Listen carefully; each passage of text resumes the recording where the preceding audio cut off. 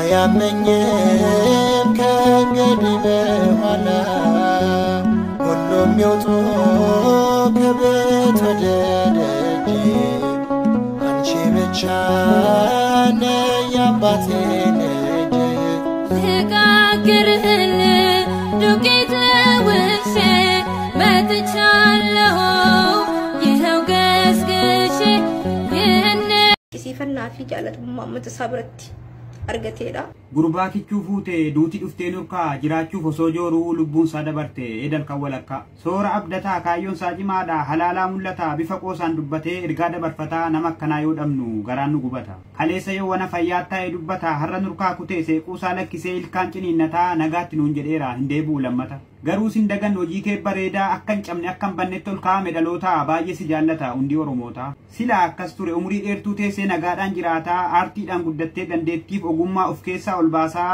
kadagamee jiru qoosaa kee bareedduun hojiitti kakaasaa awwaamala hin jenne dubbii kee irra saasaa jecha kee jabduudha miira namaa kaasa yoo ati dubbattu gammannee mirqaannee kolfinee silaalla koomidiyaa oromoo soora onnee namaa dubbiin isaa mi'ooftuu ka of keessaa qabdudhama hojii haaraa fiduuf laffaatee cinqamtee galgalaaf ganama maaliif akka duute nuuf hin hifne homaa silaa carraa ta'e keenya bohuudhuma dhugaa isaanuuf baasaa yaa jarri mootummaa hoteelliin itti du'e akkam hojiin dhaamne guyyaa tokkoof lama maaliif qaldii ta'e lubbuun mucaa kanaa siniif qaldii taatus nuuf qaaliidha inni hojiin isaanii tura isa nyaattus rirmii haqa isaan dhossinii finfinnee nuuf himii barri gudduutti ulfaateera amma baratti Maltaate soraako maltu simudate atoti kaleessa fayyaan manaa baate maaliin isin miidha yoo kolfee tabate asoo cubbuun qabdu kolfaaf taba malee harki ola deema karaatti hambifte sin dhiisin rabbillee deemteeree soraako akkan deebinetti nagaadhaan matteeree biyya abbaa keetti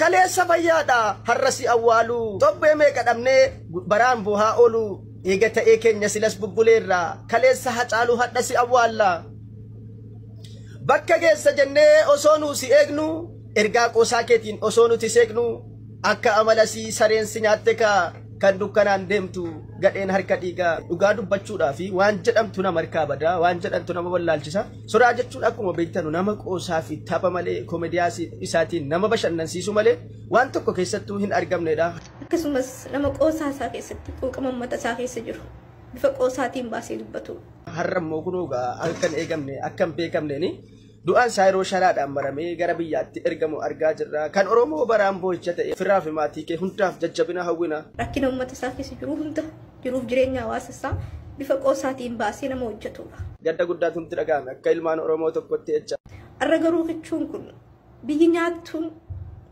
yeroo hunda qara uummata oromoo jaamsuu fi guyyaa guyyaan kichuun keessaa kutuu guyyuma lama sadii nu bochistee olu deebisuu bartee kun arras akkasumatti kichuu fayyaa bahee reeffa ol nu deebiste garuu nuti du'a fuunee wal jalaa nagaan boqodhu jennee gabaasuu malee namni kun akkamitti nurraa maaltu nama kana nurraa nyaate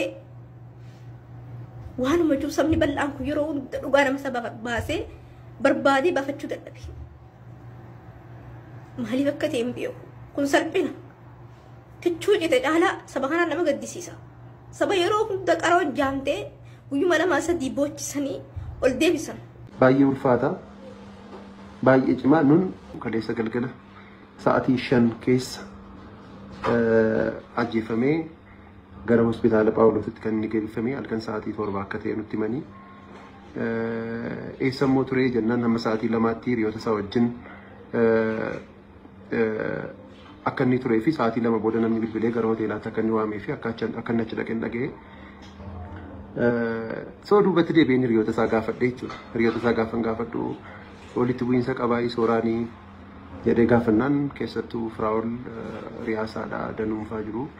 Eeyyee namoonni hin beekamne bilbilanii doorsisaa turanii si ajjeesna naan jedhanii jedhee ijoollee hiriyoota isaatti bilbilee himachaa tureedhanii.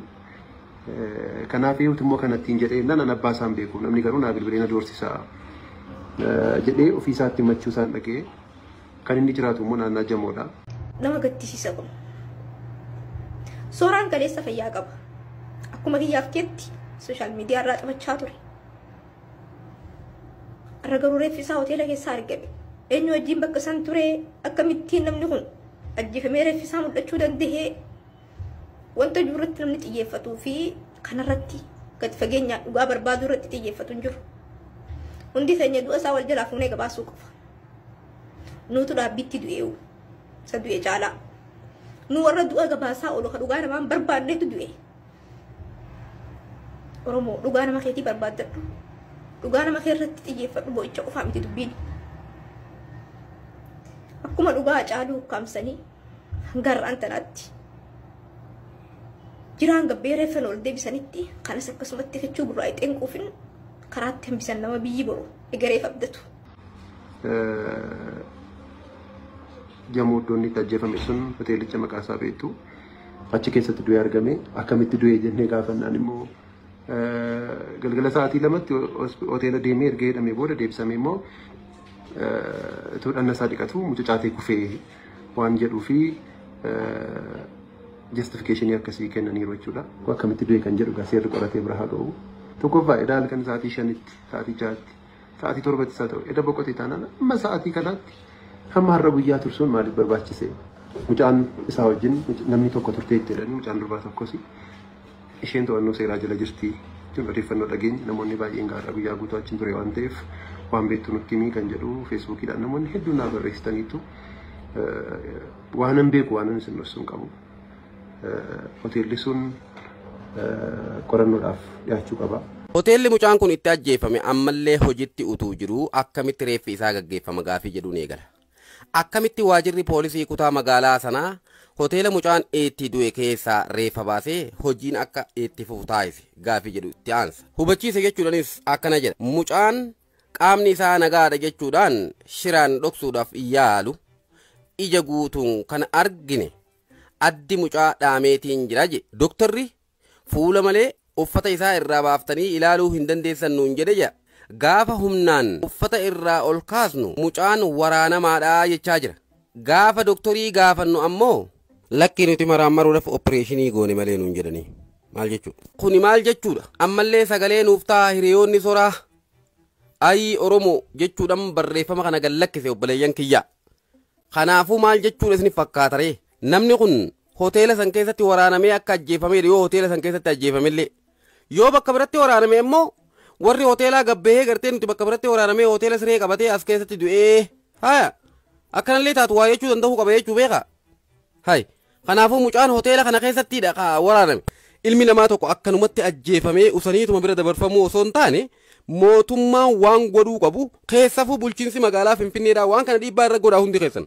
Bulchiinsi magaalaa Finfinnee hatattamaan hoteelichatti deebi'ee hoteelicha hanga ilaa cufsiisutti illee irratti hojjechuudhaan haqa mucaa kanaa baasuu danda'uu qaba. Akkamitti dhufe saa meeqatti dhufe yoomas dhufe eenyu wajjin dhufe maaliif ajjeefame akkamitti ajjeefame yoo summii taatellee ni beekama. Nyaata akkam nyaatee rafeellee osuma dhaallee irratti hin argamin jechuudha. Yookaan ammoo akkamitti akka inni achi dhaqee akkamitti akka ajjeefame qoratee uummataaf ifa taasisuu danda'uu qaba. Akkanumatti qacalee meeqa magaalaa Finfinnee sana keessatti dhabaa jirra dhiiroo. Hunda caalaa ammoo an kanan jedhu iddoo kamuu kan jirtan poolisiis kan taatan abbaa langaa abbootii seeraa qaamota seeraa kamiyyuu nun wabii tokko iyyuu hin qabu. Dhugaa mucaa kanaa garuu ogummaa keessanii dandeettii keessanii uummata kanaaf hin quuqamna kan jettan nuti humna hin qabnu. Waan dandeessan godhaati adaraa keessan. Adaraa keessan mucaa kanaaf wabii dhaabadhaati dhugaa kana baasaa. Wanti haasa'amaa jiru baay'eedha. Wanti dhaga'amaa jiru danuudha. Finfinnee keessa jiraachuuf wabii tokko iyyuu hin qabnu. Kanaaf maal goona akkama godhama. Namni waggaa 23 dheengada waggaa 24 hin guunne kun namni waan danda'uun uffata walirraa ergifatee waan danda'uun aartii Oromoo isaa ibiddatee kana keessa dhaabbatee hojjetu kun haala kanaan ajjeefamee hin du'e jedhamee har'a ganamumaan gaafa dhageenyu baay'ee